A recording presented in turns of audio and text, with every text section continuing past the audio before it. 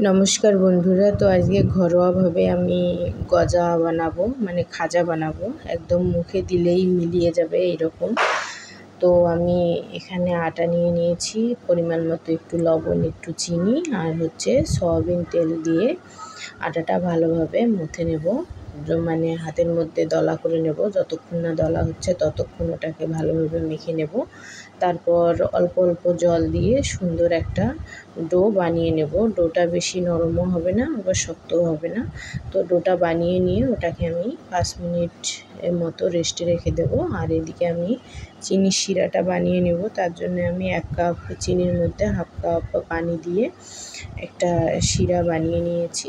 আর শিরাটা উতলে আসলে এখানে আমি ছোটো এলাচ, তেজপাতা আর দালচিনি দিয়ে দিয়েছি। তো আমার শিরাটা হয়ে গেছে, আমি নামিয়ে নিয়েছি।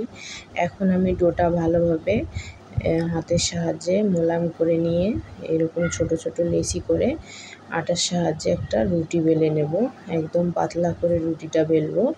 তো এই দেখুন আমার একদম পাতলা করে আমি এখানে 4টা রুটি করে নিয়েছি। এখন রুটিটার মধ্যে সামান্য একটু তেল দিয়ে, আপনারা চাইলে ডোটা ঘি দিয়েও করতে পারেন, সমস্যা নেই। তো আমি আগেই বলেছি যে ঘরে থাকা উপকরণ দিয়ে বানাবো। তো তেলটা তো সবসময় প্রত্যেকের ঘরেই থাকে। তো এখানে আমি তেল দিয়ে তার উপরে সামান্য একটু আটা ছিটিয়ে, আটা হোক বা ময়দা হোক ছিটিয়ে দিয়ে আরেকটা রুটি ওখানে বসিয়ে দেব।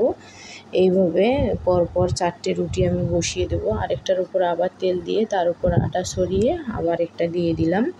সেম এইভাবে 4টা রুটি পরপর করে দিয়ে হাতের সাহায্যে আলতোভাবে এটাকে পেঁচিয়ে একটা রোল বানিয়ে নেব।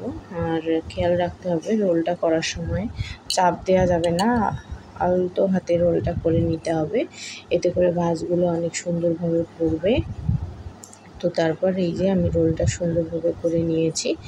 এখন আমি ছুরির সাহায্যে এটাকে ছোট ছোট করে কেটে নেব। আপনারা চাইলে 2 সাইডটা বাদও দিয়ে দিতে পারেন। তো আমি 2 সাইডটাও নেব, বাদ দেওয়ার কোনো প্রয়োজনই নাই। ওগুলাও অনেক সুন্দর হয় ভাজলে, আপনারা চাইলে বাদ দিতে পারেন।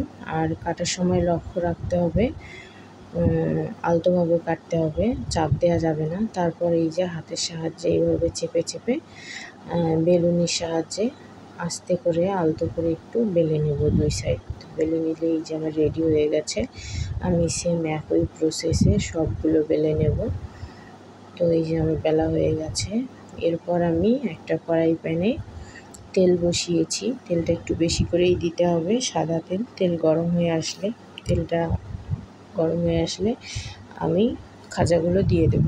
আর চুলোর আঁচটা একদম লোতে রাখতে হবে। লোতে রেখে এটাকে সময় নিয়ে 15-20 মিনিট মতো উল্টে পাল্টে লাল লাল করে ভেজে নিতে হবে। তো দেখুন আমার ভাঁজগুলো কি সুন্দরভাবে দেখা যাচ্ছে। তো আমি উল্টে পাল্টে সুন্দরভাবে ভেজে নিচ্ছি। আপনারা বাসায় এইভাবে ট্রাই করবেন, অনেক সুন্দর হয়।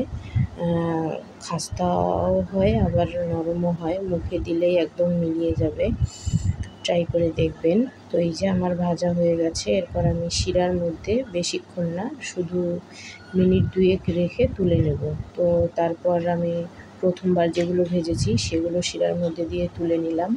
পরে আবারও একবার ভাজলাম, মানে আমি 2টা রোল করেছিলাম।